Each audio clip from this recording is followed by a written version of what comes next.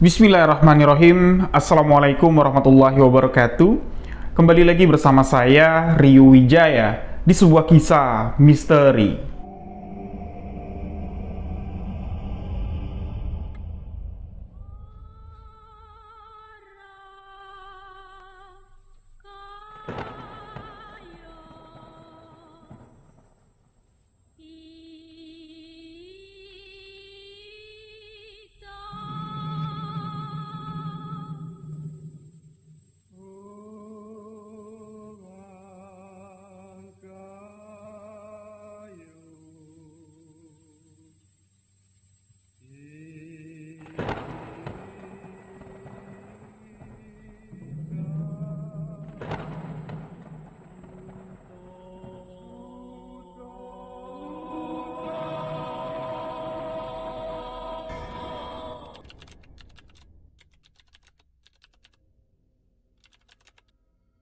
Di video sebuah kisah misteri kali ini, kembali sebuah kisah kiriman dari salah seorang sahabat akan saya ceritakan. Kisah kiriman dari Mbak Echa akan menemani malam sahabat-sahabat misteri semua. Untuk sahabat yang baru bergabung, baru mendengarkan kisah misteri yang saya ceritakan, sahabat boleh mengklik tombol subscribe, aktifkan notifikasi loncengnya agar tidak ketinggalan video sebuah kisah misteri selanjutnya. Follow akun sosial media saya, TikTok, Instagram di rio.wijaya91. Untuk sahabat yang punya cerita misteri yang ingin dibagikan, boleh tuliskan ceritanya, lalu kirimkan ke alamat email sebuahkisahmisteri@gmail.com atau WA ke WhatsApp admin. Nah, di video sebuah kisah misteri kali ini, sebuah kisah dari Mbak Echa yang berlatar waktu di tahun 1994 akan saya ceritakan untuk sahabat-sahabat semua.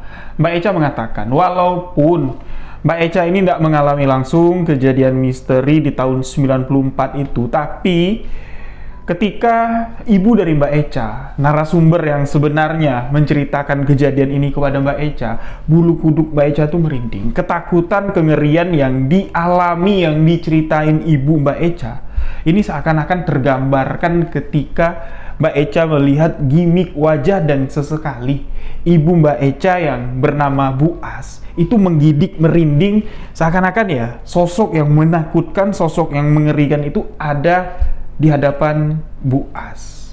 Kejadian ini menceritakan tentang seorang perempuan yang meninggal dunia. Setelah kematiannya, setelah arwahnya gentayangan, barulah diketahui siapa perempuan ini sebenarnya. Bertahun-tahun perempuan itu tinggal sekampung dengan Bu As. Bertahun-tahun Bu As ini akrab dekat dengan perempuan itu. Sebelum ajal menjemput, barulah Bu As ini tahu kalau perempuan yang bernama Mbak Ulan ini adalah seorang gundik. Sahabat-sahabat tahu apa itu gundik? Sedikit saya jelaskan. Gundik itu adalah wanita simpanan seorang laki-laki yang sudah beristri. Namun wanita simpanan dari laki-laki yang sudah beristri ini itu tidak dinikahi secara sah. Beda dengan istri muda atau dimadu ya, atau istri simpanan itu udah dinikahin, sudah suami istri, sudah sah. Namun gundik ini tidak, sahabat-sahabat. Nah, Mbak Ulan ini ternyata adalah wanita gundik dari saudagar kaya yang ada di kampung itu. Nah, diceritakan di tahun 94 itu Bu As ini baru punya anak satu, yaitu abangnya Mbak Echa, baru berusia 3 tahun.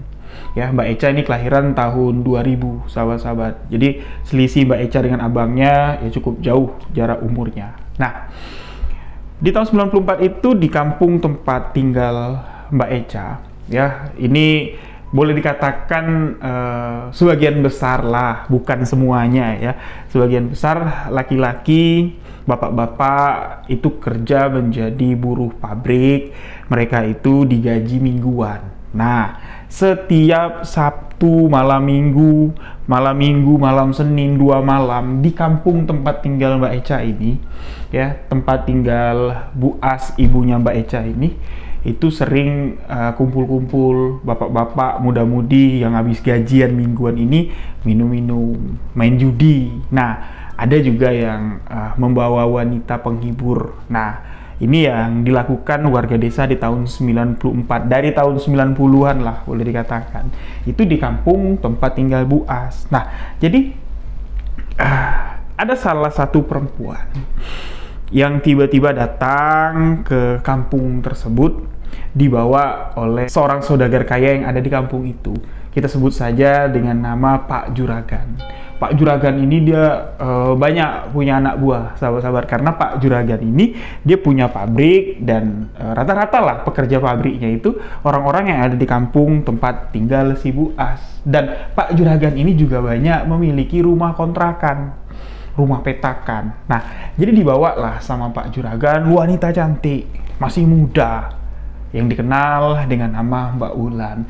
Menurut penuturan dari Pak Juragan, menurut penjelasan dari Mbak Ulan sendiri, kalau dirinya itu berasal dari salah satu wilayah dekat pinggiran kota Surabaya, tempat tinggal sebelum Mbak Ulan ini.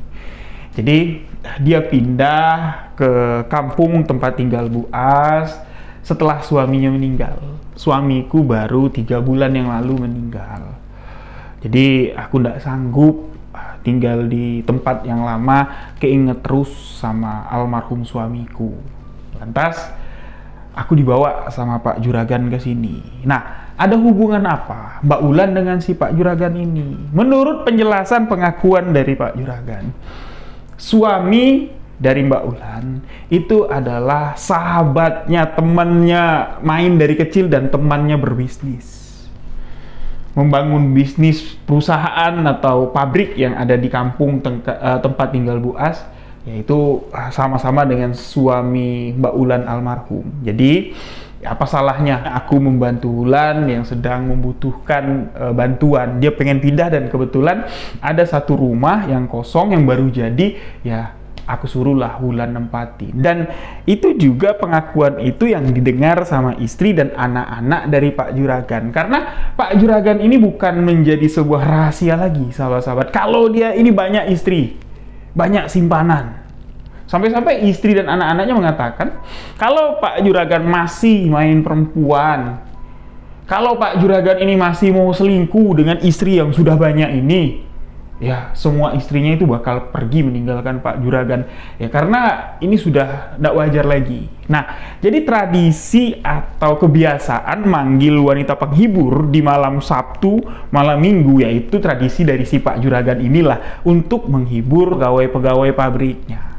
Nah, singkat cerita, beberapa warga, terutama ibu-ibu lah, ini sudah curiga dari awal, sahabat-sahabat, kalau Mbak Ulan ini itu ada main dengan Pak Juragan.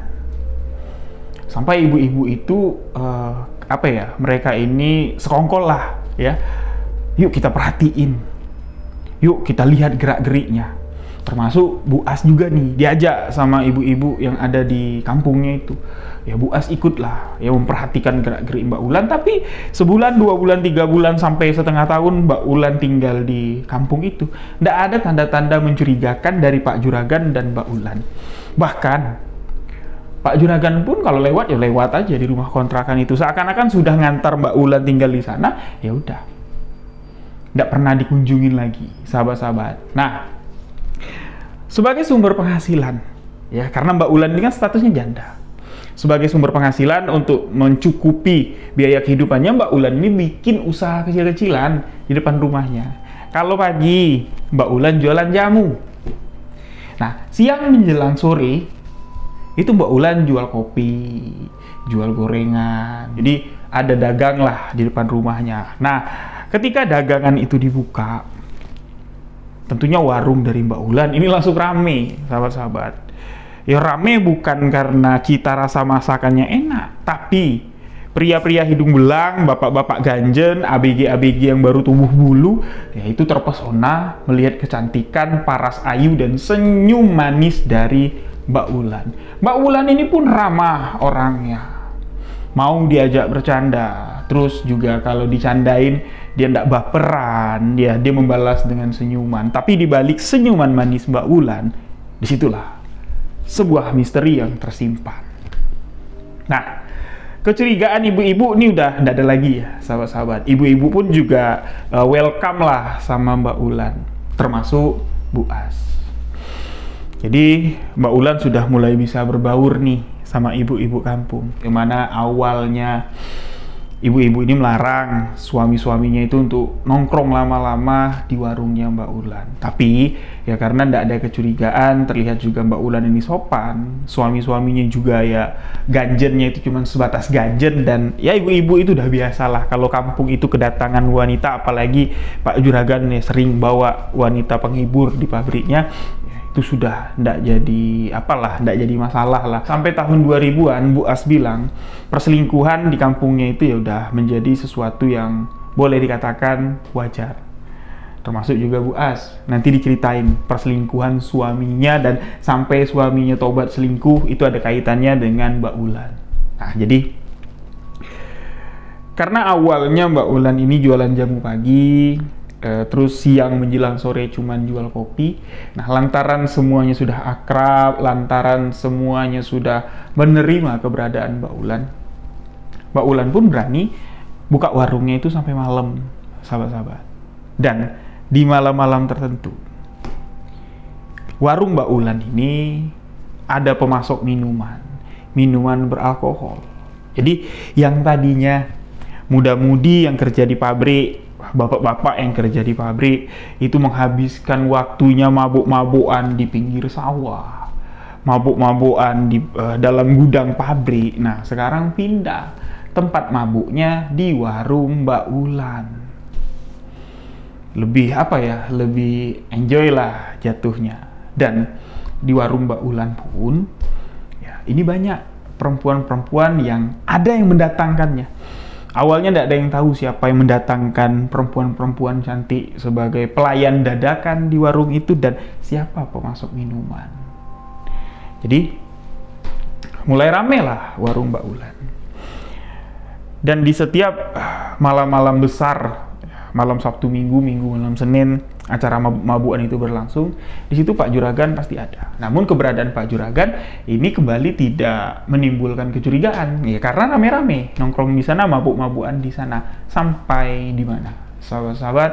Pada satu malam, tepatnya ketika Mbak Ulan ini sudah 3 tahun tinggal di kampung itu, beberapa warga ini melihat di tengah malam Pak Juragan seorang diri masuk ke dalam rumah Mbak Ulan, yang mana Mbak Ulan menempati rumah itu sendirian dia, sahabat-sahabat. Nah, ketika beberapa warga ini melihat, itu siapa yang masuk ke rumahnya Mbak Ulan? Itu Pak Juragan bukan? Oh iya Pak Juragan. Ngapain ya di tengah malam ke dalam rumah Mbak Ulan? Jangan. Jadi mereka tidak berani langsung nyamperin Pak Juragan. Jadi mereka pergi lagi nih, ya nyari warga yang lain, ya, diceritain, barusan tadi aku melihat Pak Juragan masuk ke dalam rumah Mbak Ulan. Masa sih? Wah, ini jangan-jangan nih.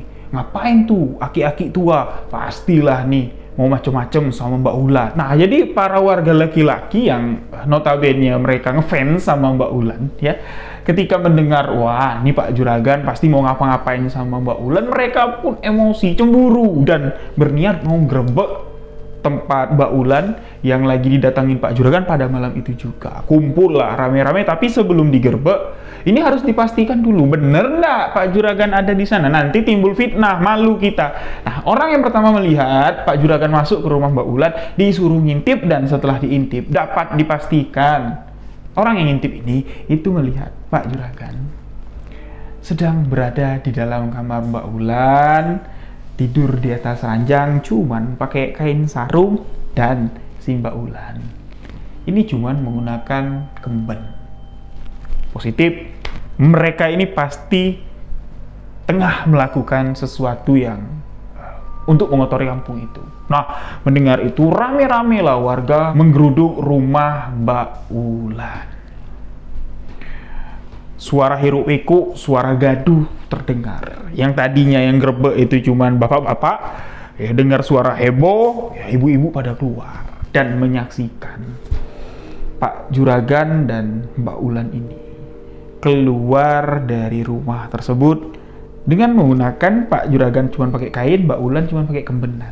Nah, melihat itu, istri Pak Juragan, anak-anak Pak Juragan di sini marah besar, sahabat-sahabat. Anak-anaknya Pak Juragan ini neriakin kalau Mbak Ulan itu pelacur, pelakor, perempuan jahanam, sialan, sudah dikasih numpang, sudah dikasih kepercayaan, malah ganggu suami orang.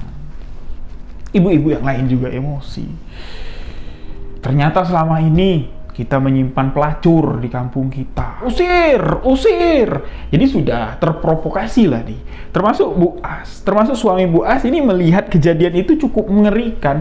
Warga-warga ya yang cemburu kalau Pak Juragan ini wah dapat enak nih Pak Juragan.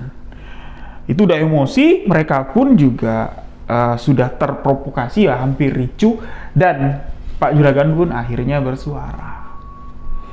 Laki-laki yang usianya itu hampir 80 tahun, sahabat-sahabat, tapi nafsunya masih kuat, mengatakan kalau Ulan ini adalah istriku. Kami sudah lama menikah, tapi tidak kami beritahukan, takut istri dan anak-anakku marah. Jadi kenapa? Apa yang kalian hebohkan? Selama ini juga aku bawa pelacur ke sini, kalian tidak ada yang heboh. Selama ini aku buat kampung ini jadi tempat yang senang, kok kalian tidak protes, kok kalian tidak marah. Jangan pernah ganggu kesenanganku.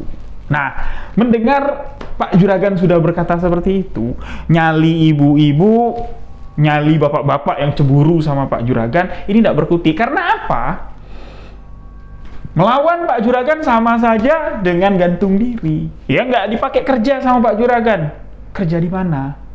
Makan apa anak istri? Dan mereka pun akhirnya cuma nunduk. Dah, bubar kalian. Jangan usir-usir, jangan usir-usir. Nanti kalian yang aku usir dari pabrikku. Semuanya pun diam. Semuanya pun tidak berkutik. Cuman yang masih heboh itu istri Pak Juragan dengan anak-anak Pak Juragan yang seakan-akan ini akan menerkam dan akan menghabisi Mbak Ulan pada saat itu juga. Nah, selesai pada malam itu, sahabat-sahabat. Mbak Ulan ini nutup tempat usahanya. Pagi-pagi tidak jualan jamu lagi, siang menjelang sore tidak jualan kopi lagi, dan malam minggu, malam Senin itu tidak buka kafe lagi. Jadi dia menghabiskan waktu di dalam rumah aja. Nah, di sini Bu As, ya, ibu dari narasumber kita. Ini memang dari awal ketika Mbak Ulan itu datang menempati kampung itu, ini memiliki kedekatan. Karena Mbak Ulan ini dia nyari tukang cuci dan tukang beres-beres rumah, sahabat-sahabat. Jadi Bu As inilah yang bantu-bantu di kediaman Mbak Ulan. Jadi ya dari ibu-ibu yang lain, mereka ini memiliki kedekatan yang spesial lah. Mbak Ulan pun banyak menceritakan hal-hal tentang kehidupannya. Walaupun yang diceritakan Mbak Ulan itu tidak semuanya adalah fakta kebenaran tentang kehidupan Mbak Ulan. Cuman nyari topik pembicaraan saja selama aktivitas Bu As ini kerja di tempatnya si Mbak Ulan. Nah, namun setelah kejadian digerebeknya rumah Pak Juragan dengan Mbak Ulan ini murung di rumah. Ketika Bu As datang beres-beres rumah, Mbak Ulan bilang, "Bu, nggak usah repot-repot datang pagi-pagi. Ya, datang siang atau sore aja cukup." "Emang kenapa?" kata Bu As. "Ya lihatlah apa yang mau diberesin. Rumah ndak berantakan juga. Aku ndak banyak aktivitas juga." Kenapa?" kata si Bu As. "Kamu gara-gara kejadian kemarin, kamu takut keluar ya, takut beraktivitas ya?" Bu As nanya ke Mbak Ulan. Ya Mbak Ulan cuma diam dan ya seakan-akan ya iya, kayak itu jawab iya. Tapi dia tidak menjawab, jawabannya cuma dengan ekspresi saja. Bu As mengatakan kepada Mbak Ulan, ya biarin aja lah orang-orang nanggap kamu apa-apa, yang penting kan niat kamu di sini baik, dan ya kamu juga sama Pak Juragan sudah sah suami istri, ya mau diapakan, rezeki pertemuan mau jodoh itu sudah Gusti Allah yang ngatur. Nah, ketika Bu As mengatakan seperti itu, raut wajah dari Mbak Ulan ini kayak tambah sedih dia, sahabat-sahabat.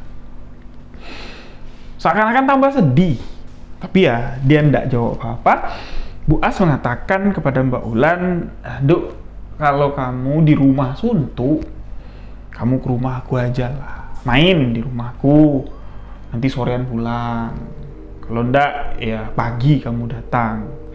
Mbak Ulan cuma mengucapkan terima kasih, ya nantilah Bu, aku main-main ke tempat Ibu. Jadi memang banyak perubahan lah dari sikap Mbak Ulan. Jadi dia lebih banyak mengurung diri, dan ya, sekitar 2 bulan setelah penggerbekan itu, ya setelah ketahuan nih hubungan Pak Juragan dengan Mbak Ulan, Pak Juragan pun dikabarkan meninggal karena serangan jantung, sahabat-sahabat. Mendadak aja meninggal. Dan info Pak Juragan meninggal tentunya ini menghebohkan warga dan tentunya membuat Mbak Ulan ini semakin merasa tertekan. Aduh, kasihan Mbak Ulan, kata Bu As. Pastilah kondisi Mbak Ulan sekarang ini ya semakin tertekan karena tidak ada yang jadi tamengnya si Pak Juragan lagi. Tidak ada yang nge-backup Mbak Ulan lagi dari serangan-serangan warga yang ngejulit, dari serangan anak istri dari Pak Juragan yang hampir setiap hari itu menebar teror dengan ucapan. Jadi kalau lewat di depan rumah Mbak Ulan, anak-anak Pak Juragan teriakin, "Woi pelacur, woi pelakor." Nah itulah yang menyebabkan Mbak Ulan ini tidak mau dia keluar rumah. Malu diteriakin jadi wanita pelakor, jadi pelacur seperti itu. Ditambah lagi Pak Juragan sudah meninggal. Bayangkan, kesedihan Mbak Ulan ini tidak dapat ditutupi, sahabat-sahabat.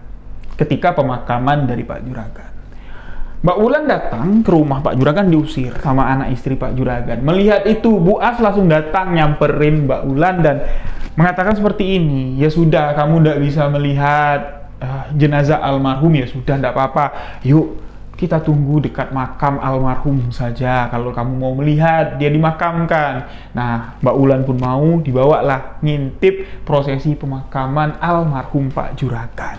Jadi tidak kelihatan semuanya, cuma lihat dari jauh. Bu As mengatakan kepada Mbak Ulan, "Kirimkan doa aja untuk mendiang suamimu. Doakan amal ibadahnya diterima. Dan kamu tidak boleh sedih kayak gitu, Nduk. Takdir kematian itu sudah ditentukan. Jadi ya kamu tidak usah sedih, dan ya gimana caranya kamu bisa melanjutkan kehidupanmu ke depan nanti. Kamu masih muda." Bu As mengatakan seperti itu sebagai penyemangat. Tapi Mbak Ulan ini kayak dia ngomongnya itu ngelantur dengan tatapan kosong sambil melihat prosesi pemakaman almarhum Pak Juragan. Mbak Ulan nyeloteh atau berucap sendiri dengan mengatakan seperti ini, "Duh, gimana ya aku nanti? Kamu Mas yang bawa aku ke sini, kok ya kamu ninggalin aku sendiri seperti sekarang? Apa aku sanggup Mas bertahan di sini dan mengaku-ngaku menjadi istrimu?" Itu jelas terdengar oleh Bu As.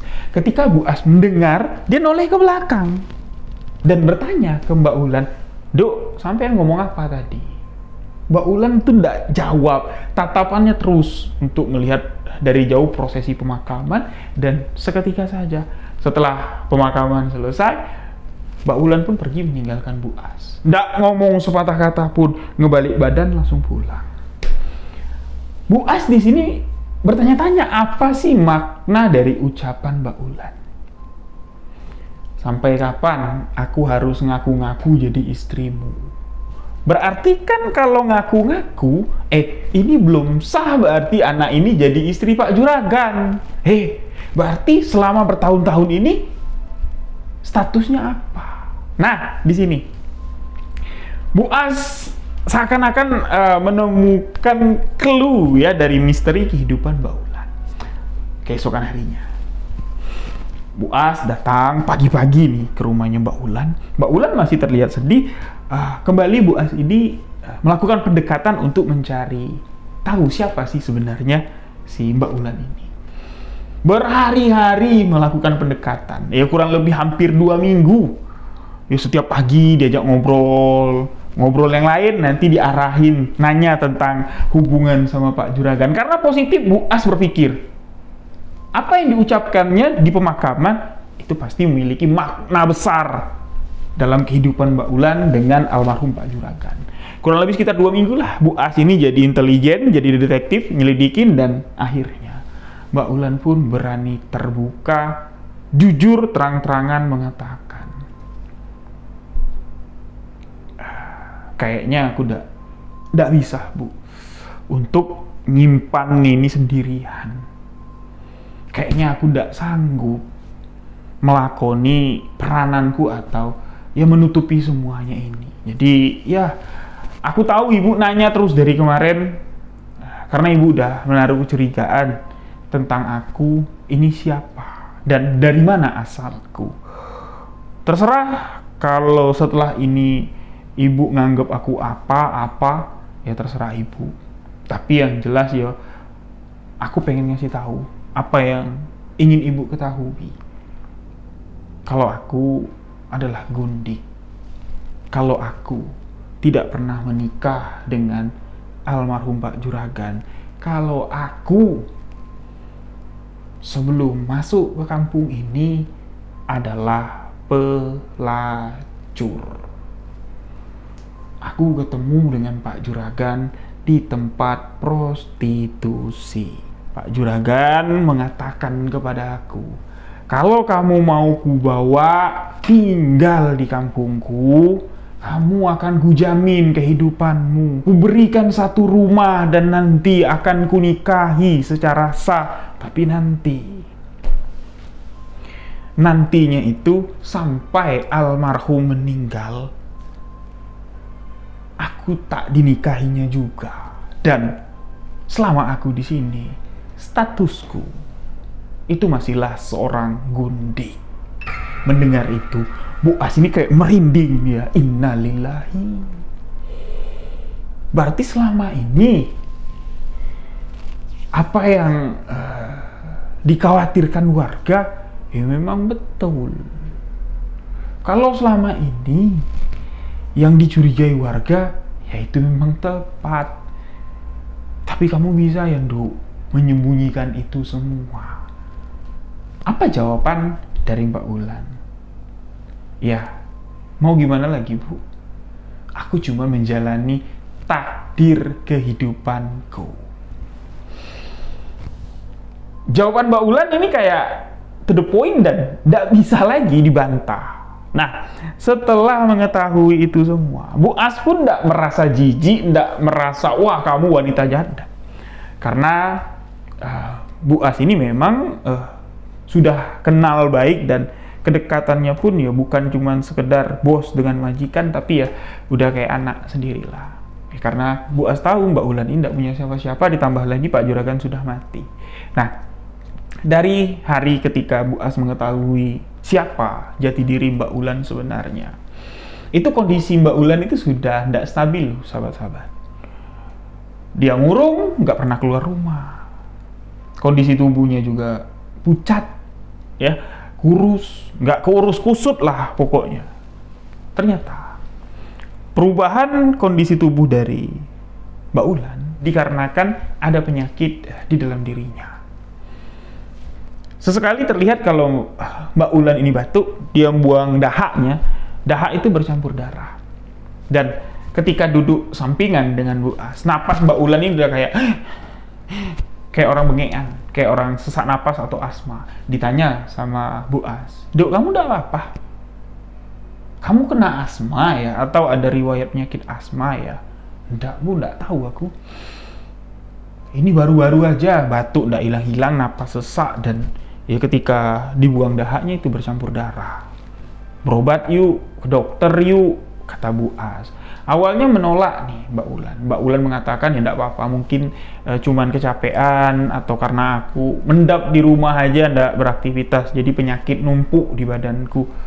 Ya, enggak mau diajak berobat, sampai di mana kondisinya sudah semakin parah. Tubuh molek gemoy ya, kalau digambarkan, kalau bahasanya sekarang itu tinggi, badannya berisi, cantik. Mbak Ulan ini itu tinggal tulang, sahabat-sahabat, kurus dan memprihatinkan. Yang lebih memprihatinkannya lagi, teror dari anak-anak almarhum Pak Juragan, istri dari Pak Juragan, teror secara apa ya istilahnya kayak cacian, hinaan, ditambah lagi masyarakat tetangga-tetangga sekitar yang sudah sangat mengucilkan Mbak Ulan, ini membuat kehidupan Mbak Ulan semakin tragis. Bayangkan, cuman Bu As seorang lah yang mau bolak-balik ke rumah Mbak Ulan, yang perhatian dengan Mbak Ulan. Sampai di mana? Karena kondisinya sudah ya tidak baik-baik saja, Bu As memberanikan diri untuk manggil mantri yang ada di Puskesmas untuk memeriksa kondisi kesehatan Mbak Ulan. Nah, karena mantri ini datang ke rumah Mbak Ulan lah, baru tersebar cerita, sekampung tahu kalau Mbak Ulan sakit, barulah banyak orang yang kepo, pengen ngelihat. Nah, setelah warga ini melihat, bukannya warga prihatin, tapi hujatan, cacian, hinaan ini semakin tajam. Banyak yang mengatakan seperti ini, hei itulah jadi wanita simpanan, itulah penyakit wanita simpanan, pasti kena penyakit kelamin, pasti kena HIV, pasti ini virus. Hujatan itu semakin tajam dan membuat mental dari Mbak Ulan semakin drop. Dan akhirnya Mbak Ulan pun mengembuskan nafas terakhir. Tidak diketahui pastinya Mbak Ulan ini meninggal di jam berapa pada hari itu. Yang jelas sekitar jam 9 pagi Bu As datang seperti rutinitas biasa lah ya, datang untuk beres-beres di rumah Mbak Ulan untuk ya ngasih makan, ngasih obat Mbak Ulan. Di jam 9 itu Bu As datang, Mbak Ulan sudah tidak bernyawa lagi. Mbak Ulan sudah meninggal dunia. Inna lillahi wa inna ilaihi raji'un. Kabar duka ini tersebar, tapi bukan kesedihan ya, yang dirasakan warga, tapi mereka malah senang. Mereka menganggap ya itu sudah karmanya, baguslah hilang penyakit di kampung kita. Tepuk tangan dari anak-anak Pak Juragan dan istri Pak Juragan ini membuat warga-warga curiga. Apakah mungkin kematian penyakit yang diderita Mbak Ulan sampai ke kematiannya ini ada permainan dari istri dan anak-anak Pak Juragan yang sangat membenci Mbak Ulan? Karena sakitnya ini tiba-tiba loh. Karena penyakitnya ini ya seperti gambaran orang kena santet loh. Apakah mungkin? Dan itu masih menjadi misteri. Nah, akhirnya dimakamkanlah jenazah dari almarhumah Mbak Ulan di tempat pemakaman umum yang ada di kampung itu. Tempat pemakaman umum yang ada di kampung itu, sahabat-sahabat, dulunya di bagian belakang di pinggir kali. Jadi pemakaman umumnya itu di bagian depan pinggir jalan. Di belakang pemakaman umum itu banyak apa ya, kayak pohon-pohon besar ya, pohon-pohon besar, dan di bawahnya itu sungai. Nah, di bawah-bawah pohon besar itu base campnya bapak-bapak, anak-anak muda untuk main judi kartu, main tebak-tebakan dadu, mainnya di situ.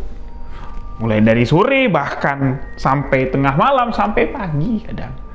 Mereka main di situ. Nggak peduli kalau itu di belakang kuburan, dan mereka nganggap itu tempat yang paling aman, jauh dari pemukiman, nggak terdeteksi dengan aparat.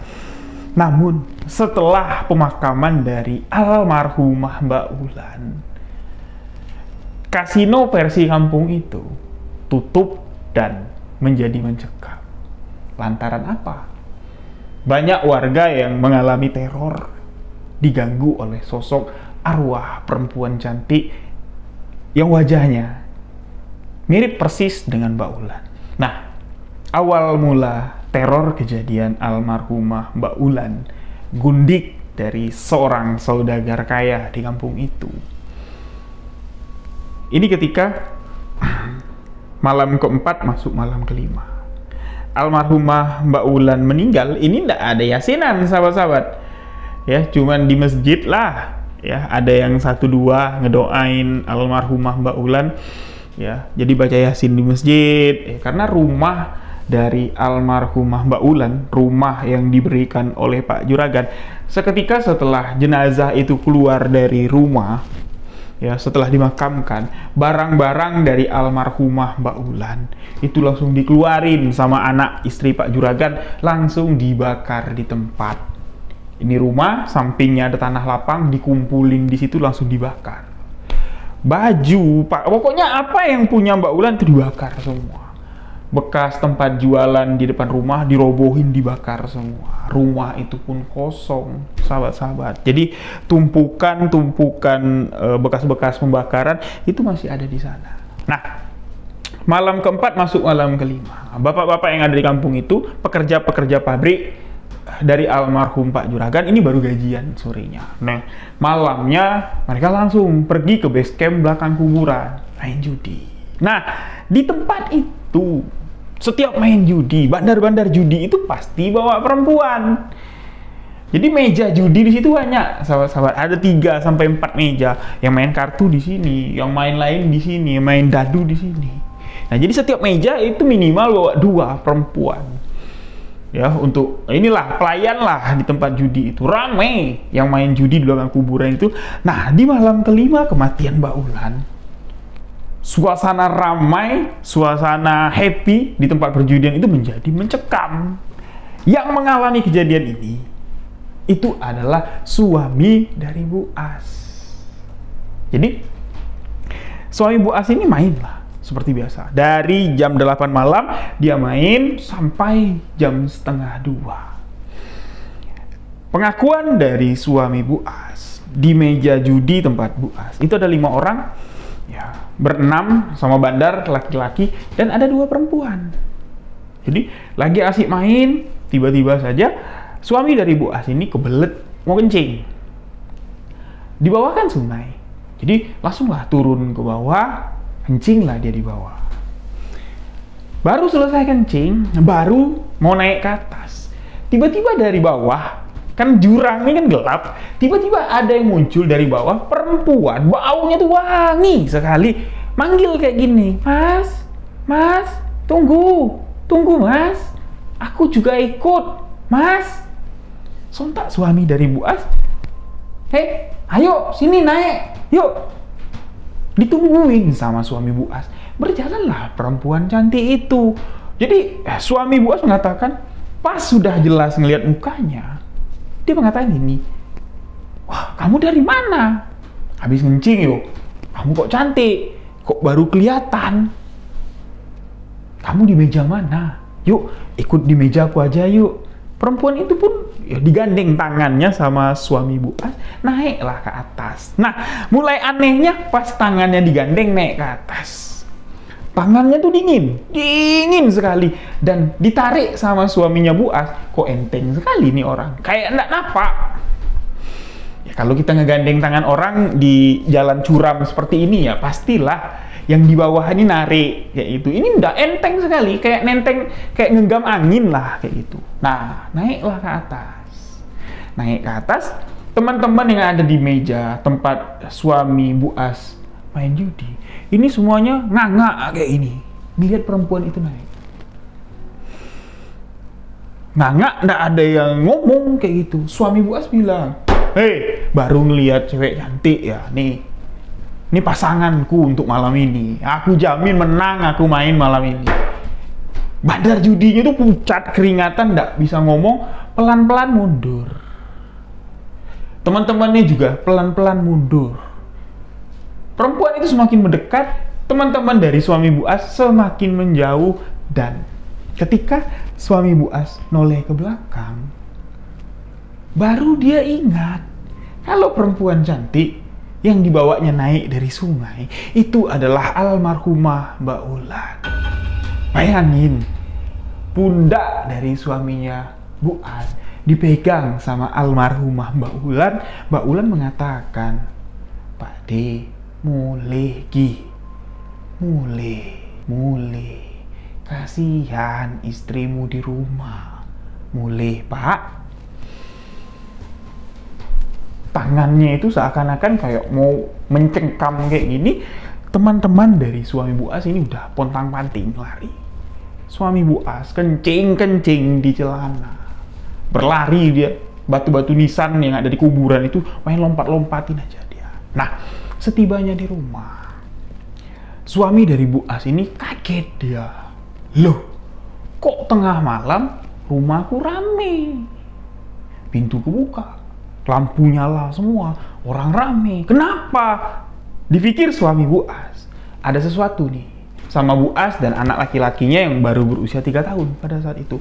Jadi dia masuklah panik dan ternyata istrinya ada, anaknya ada. Bertanya suami Bu As, ada apa? Kok kalian kumpul rame-rame di sini? Tanyalah istrimu, bikin kami kaget aja tengah malam kayak gini. Kenapa, Bu? Kenapa? Yang tadinya suami Bu As yang mau cerita, malah Bu As yang menceritakan sesuatu yang lebih mengerikan lagi, lebih menakutkan lagi dari apa yang dialami oleh suaminya. Bu As mengatakan, Pak, aku kira tadi kamu yang pulang. Gelabak gelubuk. Ternyata Pak, ada yang lain pulang mau nemuin aku. Ih, siapa Bu? Kata suami Bu As. Hulan, Pak. Hulan. Nah, jadi warga-warga yang mendengar Hulan pulang ini tidak percaya. Nah, itu cuma lantaran sebelum Hulan mati kamu tuh dekat dengan Hulan. Enggak, sumpah. Sosok itu nyata. Sosok itu memang betul-betul Hulan dan dia mengaku. Aku pulang. Tolong. Aku takut. Tolong. Gelap. Sakit, sempit, sesak napasku, tolong aku. Jadi diceritain nih sama Bu As kronologinya gimana. Jam 1 malam, ya, Bu As sudah tidur, anaknya sudah tidur juga. Dia di kamar nih sama anaknya. Tiba-tiba dari depan itu terdengar suara plak blubuk.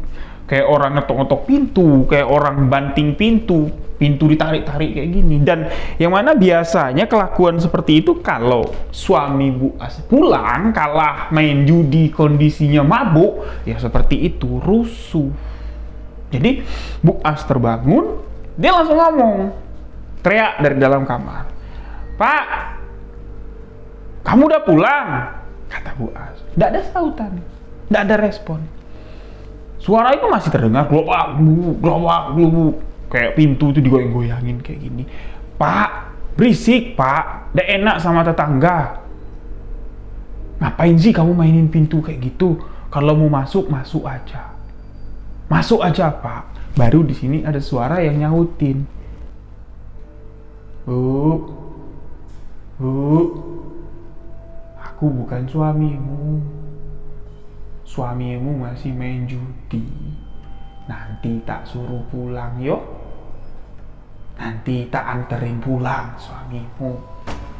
Bu As merinding di sini. Hah? Siapa kamu? Maling ya? Maling ya? Ini suara Bu As sudah teriak. Maling ya? Maling ya? Keluarlah Bu As ini. Buka pintu dan ternyata pintu depan sudah terbuka. Di antara pintu depan dengan teras rumah sudah berdiri sosok almarhumah Mbak Ulan. Dengan wajah yang begitu menakutkan, badan Mbak Ulan ini kan sudah kurus kering ketika meninggal dunia, sahabat-sahabat.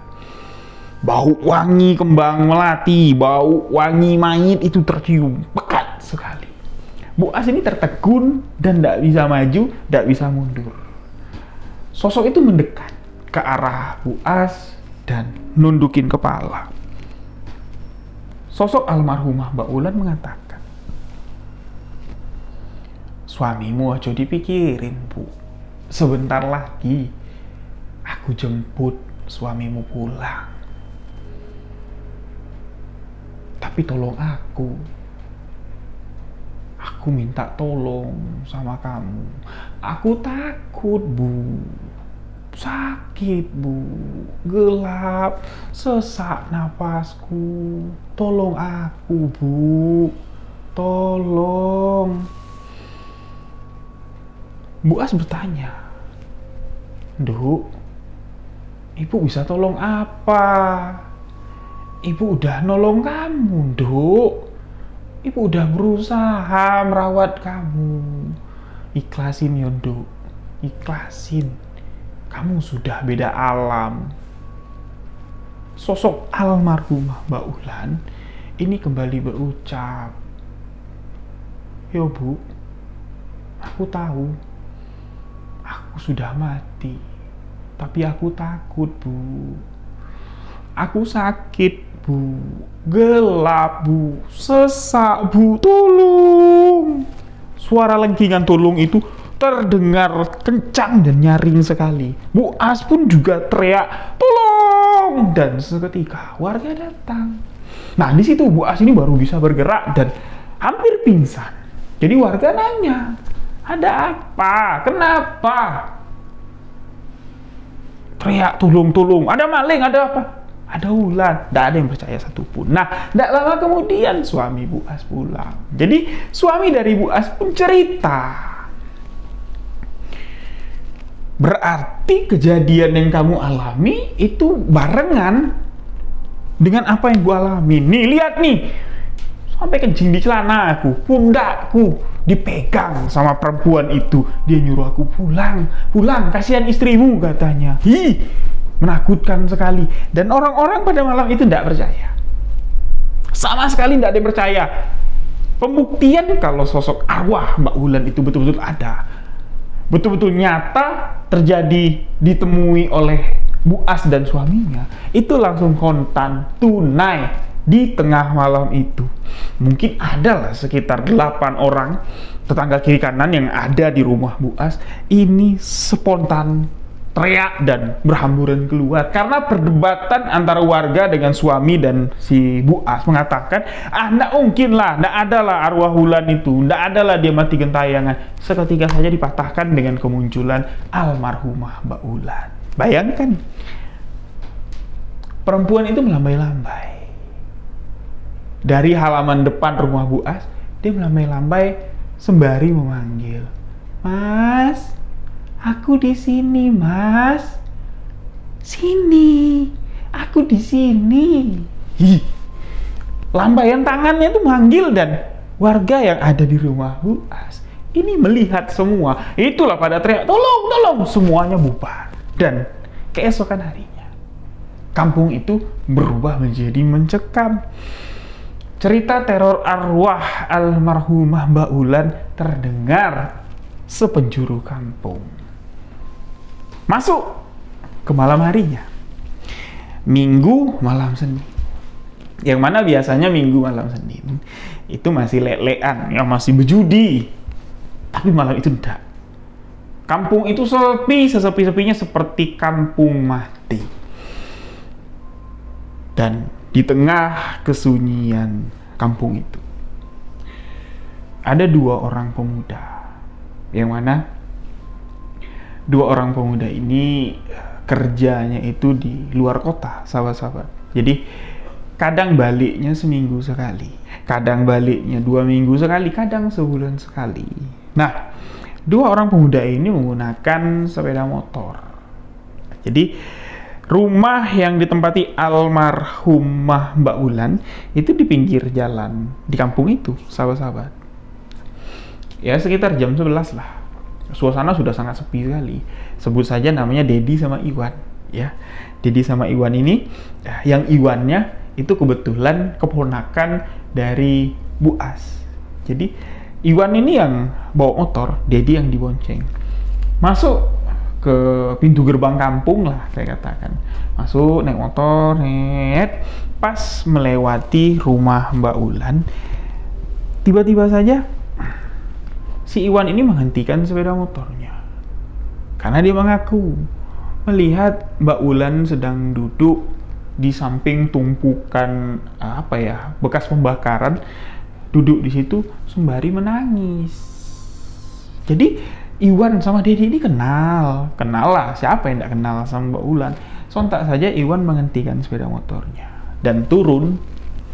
Dedi ikut turun karena Dedi juga melihat kalau Mbak Wulan sedang menangis sedih, duduk jongkok ya, di samping tempat pembakaran.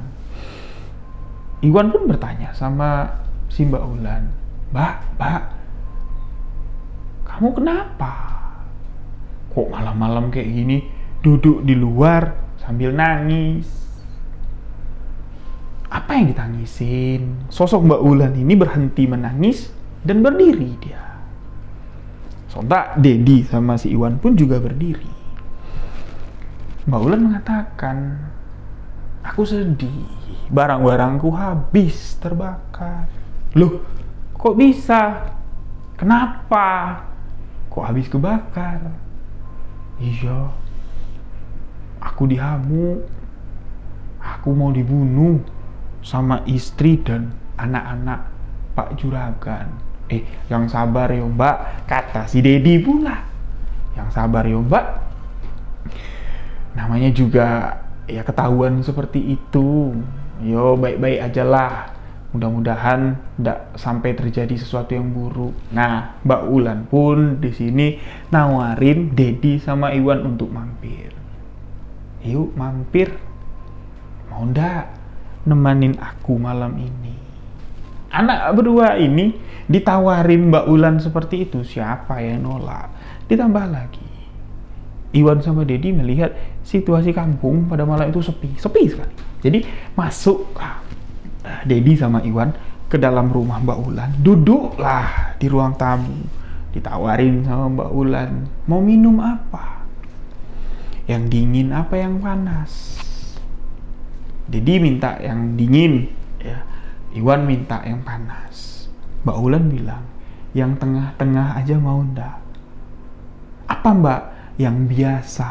Yang biasa dalam tanda kutip, tahulah Mbak Wulan kan dia buka tempat minuman juga. Jadi ya mabuk lah istilahnya. Tambah senang lagi lah anak berdua ini.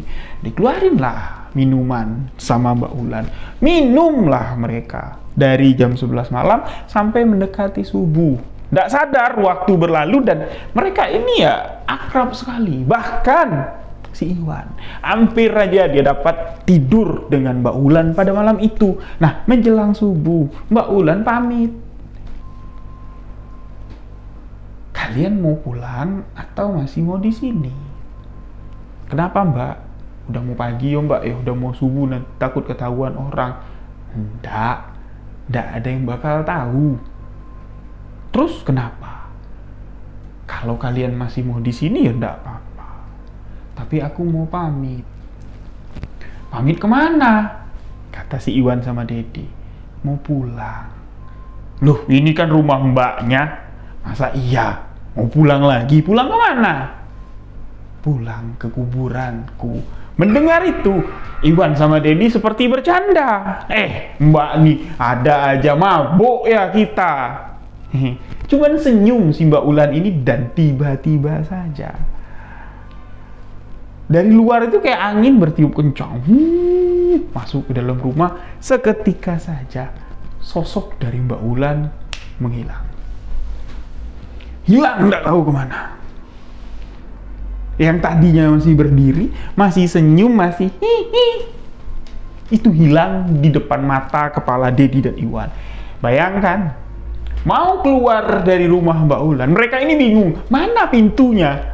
Mereka muter-muter dalam rumah sambil teriak, dan itu membuat bapak-bapak yang mau ke masjid sholat subuh, ya, ini terpancing lah perhatiannya, ini ada apa di rumah almarhumah Wulan? Masuk ke dalam melihat Dedi sama Iwan ini kayak orang keder, lari muter-muter ngos-ngosan.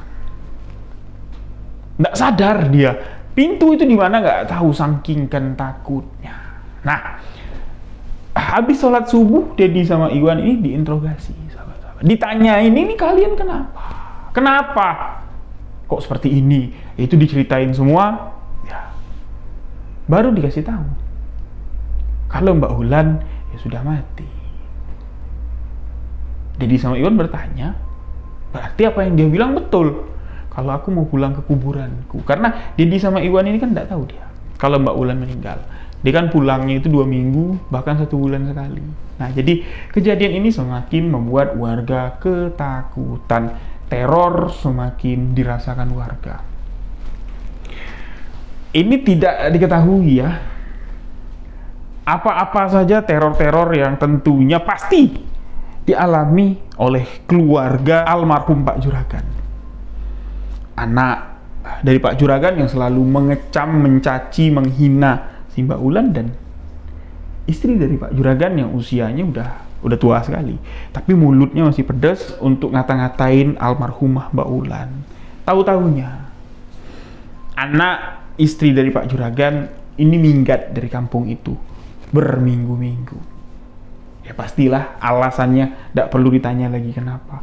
Pasti mereka diteror oleh arwah almarhumah Ulan. Nah, kenapa tadi di awal saya bilang yang mengalami kejadian ini, yang merasakan paling ngeri itu adalah ibu dari narasumber kita, yaitu Bu As. Karena hampir setiap malam, sahabat-sahabat, almarhumah Mbak Ulan ini itu mendatangi Bu As. Bu As lagi tidur pada satu malam. Itu dibangunin sama arwah dari almarhumah Mbak Ulan. Bangunin itu halus. Bu, bangun Bu, tolongin aku Bu, bantuin aku Bu. Itu di samping, pas sekali di samping telinga. Jadi bayangin nih sahabat-sahabat, kalau kita sedang tidur, ada yang berbisik di samping telinga kita. Nafasnya itu terasa sekali dan suaranya itu terdengar jelas. Ketika Bu As membuka mata, noleh ke samping, senyum menakutkan dari arwah Mbak Ulan ini terlihat dan kayak apa ya? Sosok itu kayak bukan mau nakut-nakutin, tapi ya memang sudah menakutkan. Sosok itu wajahnya itu sedih. Dia mengemis, meminta tolong. Tolong Bu, aku takut. Dia selalu mengatakan, aku takut, gelap, sesak, sakit.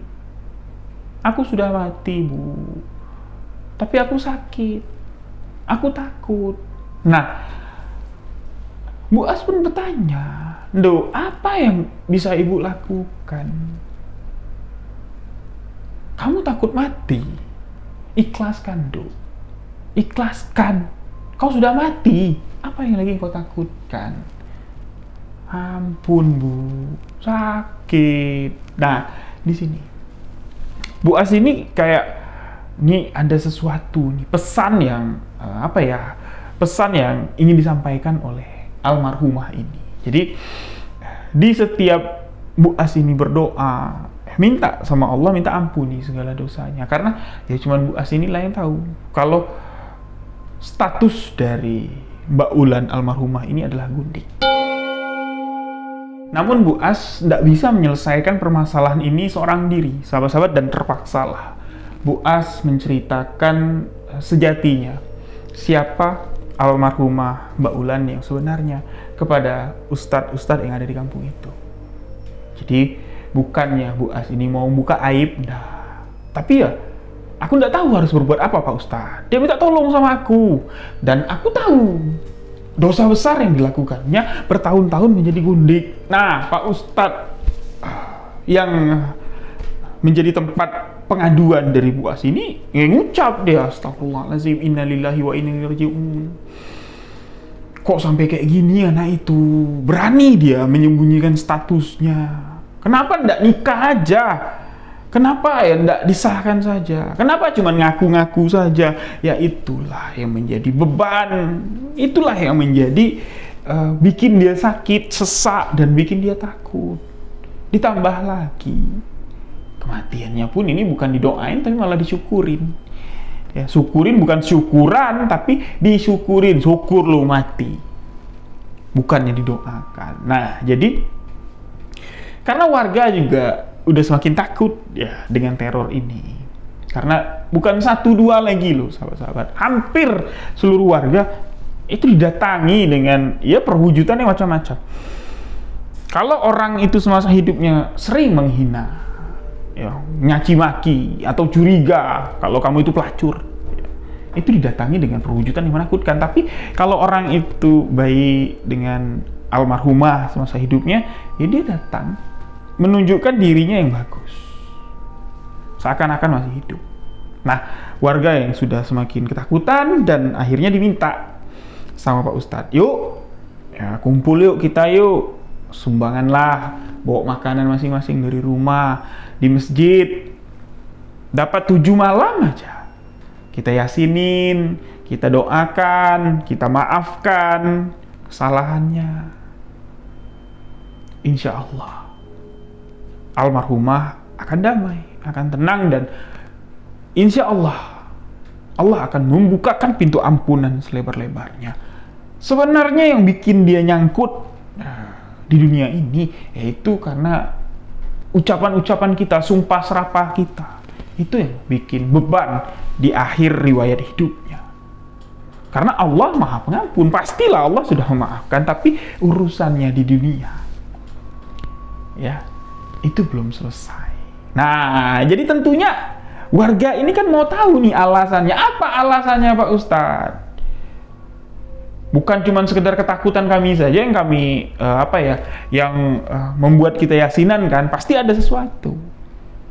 Dan mau nggak mau, apa yang menjadi rahasia selama ini dibongkar. Apa yang menjadi rahasia selama ini dibongkar dan diceritakan. Kalau Wulan itu adalah gundik, Wulan tak pernah dinikahi oleh juragan, dan Wulan yang kita kenal selama ini adalah seorang pelacur.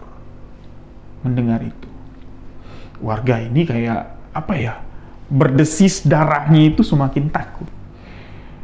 Riwayat hidupnya gelap sekali. Jadi ya mereka pun sepakat untuk yasinan, dan di malam yasinan pertama,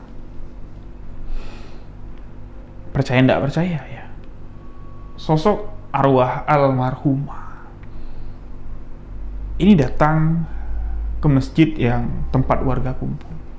Jadi bukan 1-2 warga yang melihat perwujudannya itu. Suasana itu memang agak aneh, yasinan pada malam itu. Di luar area masjid itu kayak ada angin puting beliung gitu, muter. Di sekelilingan masjid itu muter anginnya. Yang biasanya kan kalau ada angin itu kan searah. Ya, utara-utara, timur-timur, selatan-selatan. Kalau ini enggak, angin itu muter. Terasa muter. Jadi aura dalam masjid itu agak lain. Dan Pak Ustadz minta dikencangin lagi. Bacaan doanya itu dikencangin. Ya mudah-mudahan yang bersangkutan mendengarnya. Dan kita jangan takut. Karena yang muncul itu sejatinya bukan dia lagi, karena sudah ditunggangi oleh iblis. Jadi teruslah dibacakan doa, dan alhamdulillah sampai malam ke-7. Gangguan-gangguan itu terus kencang dirasakan warga. Dari malam pertama diyasinin sampai malam ke-7. Namun lewat dari malam ke-7, kampung itu sudah menjadi lebih tenang. Kampung itu sudah menjadi lebih dingin, adem, tentrem. Sosok arwah almarhumah Mbak Wulan yang seorang gundik itu sudah tidak pernah terlihat lagi. Yang terakhir melihat perwujudan almarhumah Mbak Wulan itu adalah Bu As. Sosok itu kembali mendatangi Bu As. Ini Bu As lagi ngambil wudhu, mau sholat subuh. Ambil wudhu, tiba-tiba saja di belakang Bu As itu sudah muncul sosok Mbak Wulan. Bu, mau sholat tah? Bu As noleh ke belakang. Tahu ndak? Sosok perwujudan Mbak Wulan ini wajahnya udah gemuk lagi, kulitnya udah bersih lagi, dan auranya itu ndak dingin lagi. Bu As mengatakan, ada apa lagi, Dok? Kok kamu datang ndak terlihat sakit lagi? Sosok itu mengatakan, terima kasih. Terima kasih, Bu. Aku pamit pergi. Tidak ada yang dapat dikatakan oleh Bu As, sosok itu pun pergi. Bu As cuma dapat meneteskan air mata. Air mata itu tidak berhenti keluar sampai sosok perwujudan almarhumah Mbak Ulan itu hilang dengan sendirinya. Selesai Bu As ini menunaikan sholat subuh, di sujud terakhir, dia kayak nggak bisa berdiri, sahabat-sahabat. Saking kan dia mikirin kehidupan almarhumah semasa hidupnya dan ya penderitaan yang dirasakannya, yang diadukannya kepada Bu As. Sakit Bu, gelap, sesak. Berarti ya betul-betul sakit dan pedih. Dan syukurnya semua ini dapat diselesaikan. Dan satu sisi positif dari teror kejadian ini di tahun 94. Setelah kejadian ini, kampung itu bersih. Betul-betul bersih dari tempat perjudian, bersih dari kedatangan perempuan-perempuan penghibur di malam mabuk-mabukan pegawai-pegawai pabrik. Semuanya tidak ada lagi kegiatan-kegiatan seperti itu. Kalau mau mabuk, mereka keluar dari kampung itu ke tempatnya langsung. Nah, jadi itulah kisah misteri yang dibagikan oleh Bu As, ya, ibu dari narasumber yang bagikan kisah ini. Jujur, ya, apa yang dikatakan narasumber kita itu betul ya. Dia mendengarkan ceritanya aja dari Bu As, dia merinding. Dan saya pun beberapa kali ketika membawakan cerita ini kayak zeng gitu. Ya, historinya kuat sekali tentang kehidupan dari almarhumah. Jadi ya kita doakan saja, semoga almarhumah yang sudah meninggal di tahun 1994 segala kesalahan dosanya dapat diampuni oleh Allah Subhanahu wa taala, dan sekarang sudah mendapat tempat terindah di sisi Allah Subhanahu wa taala, karena Allah Maha Pemaaf, Maha Pengampun, sahabat-sahabat. Tidak mungkin tidak diampuni, ya. Jadi untuk sahabat-sahabat juga, semoga kita semua selalu dalam lindungan Allah Subhanahu wa taala. Jangan lupa untuk subscribe, like, dan di komen tentang pendapat Anda, pendapat sahabat-sahabat tentang video sebuah kisah misteri kali ini. Oke, buat sahabat-sahabat semua jangan lupa follow TikTok saya ya, Rio.Wijaya91. Saya akan kembali kita live streaming di TikTok, seru-seruan di TikTok. Nah, jika ada salah kata, salah ucap dalam menyampaikan kisah ini, mohon dimaafkan. Untuk sahabat yang punya cerita, boleh kirimkan ceritanya. Akhir kata, saya Rio Wijaya undur diri. Wabillahi taufiq wal hidayah. Wassalamualaikum warahmatullahi wabarakatuh. Salam sahabat misteri.